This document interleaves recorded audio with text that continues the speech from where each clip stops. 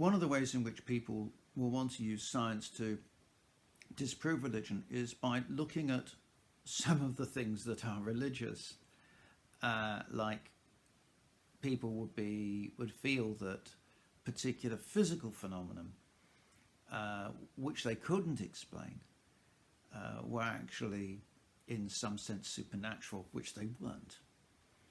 And when you pick hold of examples like that, it's not difficult to start to make religion look silly.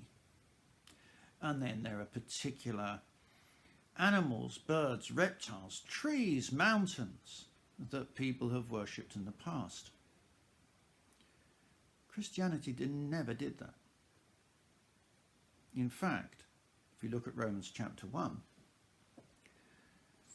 the Apostle Paul specifically excludes from Christianity the worship of created things. We are only to worship the Creator. If you think that through, that's actually much more compatible with science than religious views that want to put into things that are developed naturally by whatever process science can describe to us. And we are actually quite gullible as human beings. We can be led along by leaders in particular directions. We can create for ourselves a subculture built around fictions, because when everybody does them, they must be true. And God breaks in often to cultural presumptions. I don't mean a God that we've created for ourselves that fits. I mean the one true God who doesn't actually change like shifting shadows. Now that's really challenging, because for people to embrace God, Father, Son, and Holy Spirit, we have to, in some sense, come out of the culture in which we're set. That's uncomfortable. It sets us against the key things that are important to us in our culture. And one of the things that's really important to us in our culture today in the West is science. And so there can be this sense in which Christians will feel a need to be incompatible with science, because science is espoused by people who don't believe in God. And the scientific explanations are seen to be complete explanations by people who don't believe in God. But in fact, there's nothing wrong with the science. It's just the interpretation of the science that's different.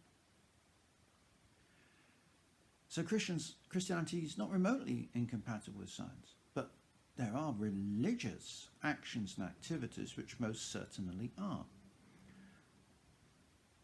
And if Christians get caught up in those, then they will find that their religion becomes incompatible with science.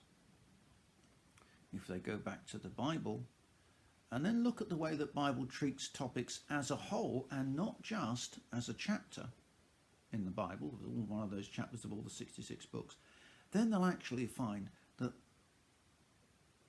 they're getting closer to the true and living God, who is the author of the universe, who's the author of science. And indeed, scientists that have prayed to God have been guided forward into discovery. God actually wants us to find out about his universe. God is pleased with his universe and very pleased with us. He likes what he created, and he wants us to admire it. He wants us to worship him through creation. He doesn't want us to worship creation. He wants us, therefore, to see science as an avenue to greater worship, or at least more intelligent worship, more informed worship. He doesn't see science as being a problem. It's interesting to reflect that, in fact, of the subjects taken by students at university, those who are taking science subjects are more likely to be Christians than those taking non-scientific subjects.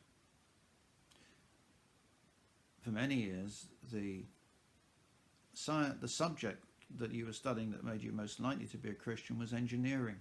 I asked an engineer why this was, and he simply said this: well, you see, the crucial thing for an engineer is that something works. And the Christianity, he said, it really works. If Christianity doesn't work for you, why not have a chat? Because it may just be that when you understand how Christianity is supposed to work, that the Christian faith will work for you as well.